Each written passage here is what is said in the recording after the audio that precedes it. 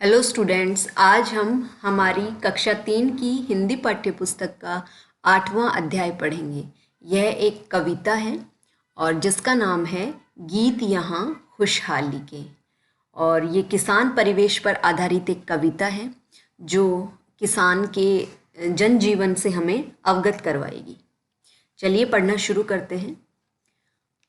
युग युग से हम रहे उपासक गैती और कुदाली के। युग युग होता है, 1000 वर्ष की समयावधि को युग कहा जाता है। तो हम काफ़ी समय से, बहुत पुराने समय से हम उपासक रहे हैं, उपासक पूजा करने वाले रहे हैं गैती और कुदाली की।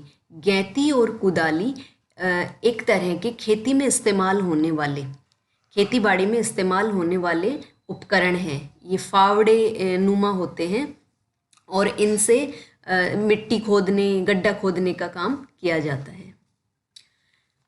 हल्की नोक लिए लिखते हम गीत यहाँ खुशहाली के। और हल्की नोक, जो किसान जो है, यानी कि भारतीय जो अर्थव्यवस्था है वो ज़्यादातर कृषि आधारित अर्थव्यवस्था है और ज़्यादातर लोग यहाँ के कृषि को ही व्यवसाय के रूप में अपनाते थे पहले, और आज भी गाँव में बहुत ज़्यादा कृषि आधारित व्यवसाय ही किए जाते हैं। तो हल्की नोक लिए लिखते हम, हल्की नोक लेकर हम खुशहाली के गीत लिखते हैं, अर्थात हम यहाँ खेतों में परिश्रम करके और फिर खुशहाली लाते हैं। घुंघरू वाले बैलों के जब मिट्टी महके पांव तले। जो घुंघरू वाले बैल, पहले बैलों से खेत जोते जाते थे, ऊंट और बैल की मदद से खेतों में जुताई और बुवाई की जाती थी। आजकल ट्रैक्टर आ गए हैं। तो पहले जब घुंघरू वाले बैलों के पैरों में जो घुंघरू बंधे होते थे, उन बैलों के मिट्टी महके पांव तले, और उनके पाँव के तले की मिट्टी महकती थी। बहे पसीना तेज धूप में या बादल की छांव तले। और जब किसान बैल के साथ साथ चलता था तो पसीना बहता था शरीर से। जो लोग मेहनत करते हैं खेतों में, तो पसीना बहता था तेज धूप में और या बादल की छांव तले। और कभी कभी जब बादल आ जाता था सूर्य के आगे, तो बादल की छांव तले कभी पसीना बहता था और कभी तेज धूप में। दर्शन होते इंद्रधनुष के या संध्या की लाली के। कभी दर्शन होते इंद्रधनुष के और कभी संध्या की लाली के। इंद्रधनुष आप सभी परिचित हैं इससे। बारिश होने के बाद जब सूर्य दिखाई देता है तो सूर्य की बूंदें जब बारिश की सूर्य की किरणें जब बारिश की बूंदों से होके गुजरती हैं तो हमें एक आकृति दिखाई देती है, धनुषाकार आकृति होती है वो, और वो 7 रंग का होता है और जिसे इंद्रधनुष कहते हैं। तो जब खेतों के दौरान काम करता है किसान, तो उसे कभी इंद्रधनुष के दर्शन होते हैं और कभी संध्या की लाली के। खेत में काम करते करते और उसे सांझ हो जाती है, और जब वो शाम को घर लौटता है तो उसे संध्या की लाली के दर्शन होते हैं। एक पूरब की लाली होती है और एक सूर्य जब उगता है तब भी वो लाल रंग का होता है, और सूर्य जब अस्त होता है तब भी वह लाल रंग का होता है। तो किसान को संध्या की लाली के दर्शन होते हैं, ठीक है, यानी सूर्यास्त के वक्त जब वो घर लौटता है तब उसे संध्या की लाली के दर्शन होते हैं। हल्की नोक लिए लिखते हम गीत यहाँ खुशहाली के। और हम हमेशा से हल्की नोक से हमने यहाँ खुशहाली के गीत लिखे हैं। कोयल मोर पपीहे गाते शाम घटा गहराती है। कोयल, मोर और पपीहा ये पक्षियों के नाम हैं। ये सारे गाते हैं। और शाम यानी काला, घटा यानी बादल, गहराना यानी उमड़ घुमड़ के आना। ये सारे पक्षी जब गाते हैं तो शाम घटा गहराती है, काले बादल हैं वो उमड़ घुमड़ के आते हैं। मधुर स्वरों में कोकिल कंठी बहुएं गीत सुनाती हैं। मधुर स्वर यानी मीठे आवाज में। कोकिल कंठी, कोकिल कोयल को कहते हैं, कंठ गले को कहते हैं, स्वर को, है ना।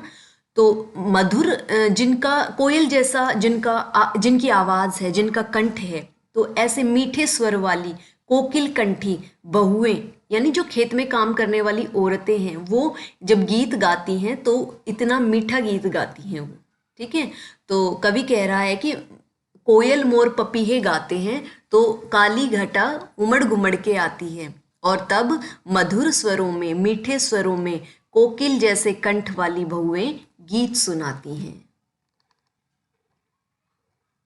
आगे है, वन बागों में झूले बंधते जब पेड़ों की डाली से, हल्की नोक लिए लिखते हम गीत यहाँ खुशहाली के।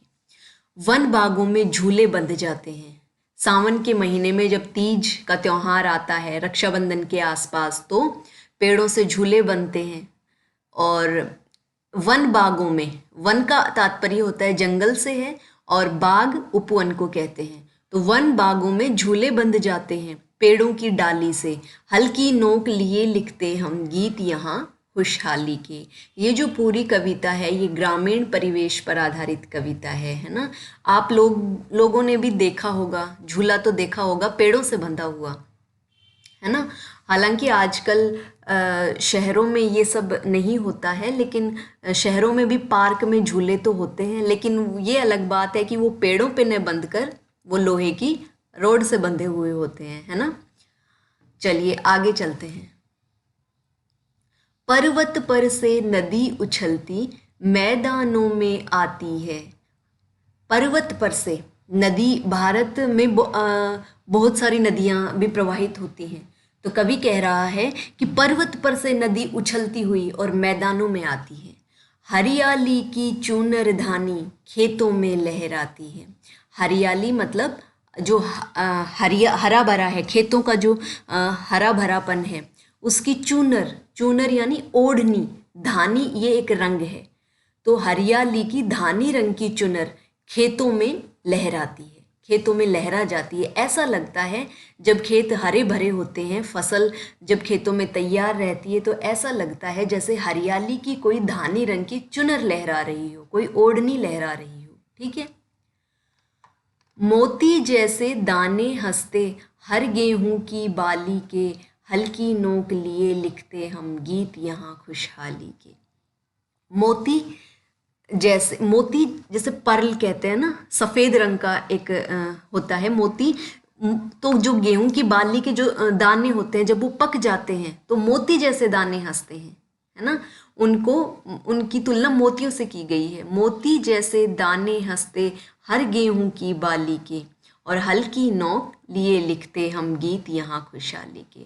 हम बहुत मेहनत करते हैं और हल्की नोक से हम अपनी मेहनत के बल से हम अपने जीवन में खुशहाली लाते हैं। उत्पादन की अलख जगाती फसलें सभी जवानों में, चौपालों पर झांझ मंजीरे बजते नए तरानों में। उत्पादन मतलब पैदावार, उत्पादन की अलख जगाती है, उनको उत्प्रेरित करती है फसलें सभी जवानों में। जो सभी जवान लोग हैं, नवयुवक लोग हैं, तो उनको फसलें और अधिक उत्पादन करने की उनमें अलख जगाती हैं, उनको प्रेरित करती हैं, उनमें प्रेरणा भरती हैं, जोश जगाती हैं। चौपालों पर झांझ मंजीरे बजते नए तरानों में। चौपाल कहते हैं जो गांव के बीच में ऐसी जगह होती है जिसे बहुत सारे लोग जहाँ बैठे रहते हैं, और ऐसा स्थल जहाँ पे ज़्यादातर लोग इकट्ठे रहते हैं। गांव में एक ऐसा स्थान होता था। चौपालों पर झांझ मंजीरे, झांझ मंजीरे होते हैं, वाद्य यंत्र होते हैं ये जो बजाए जाते हैं, बजते नए तरानों में, और नए तरानों में ये बजाए जाते हैं, यानी सभी लोग बहुत उल्लासित और प्रफुल्लित रहते हैं। आगे है, गली गली में उत्सव मनते होली और दिवाली के। गली गली में, हर घर में प्रत्येक लोग उत्सव मनाता है होली और दिवाली के। ये दो प्रमुख त्योहार बताए गए हैं। हल्की नोक लिए लिखते हम गीत यहाँ खुशहाली के। और बहुत युगों से, बहुत काफ़ी पुराने समय से हम लोग मेहनत से, अपने पसीने से अपने जीवन में खुशहाली ला रहे हैं। हल्की नोक से हम खुशहाली के गीत लिख रहे हैं, ठीक है। ये हमारी कविता थी। इसके बाद है अभ्यास कार्य। इसमें कुछ कठिन शब्द हैं जो हमारी कविता में आए हैं और आगे उनके अर्थ दिए गए हैं। तो आप सभी को ये कठिन शब्द याद भी करने हैं और इन्हें अपनी कॉपी में लिखना भी है। ठीक है, आज बस इतना ही। धन्यवाद।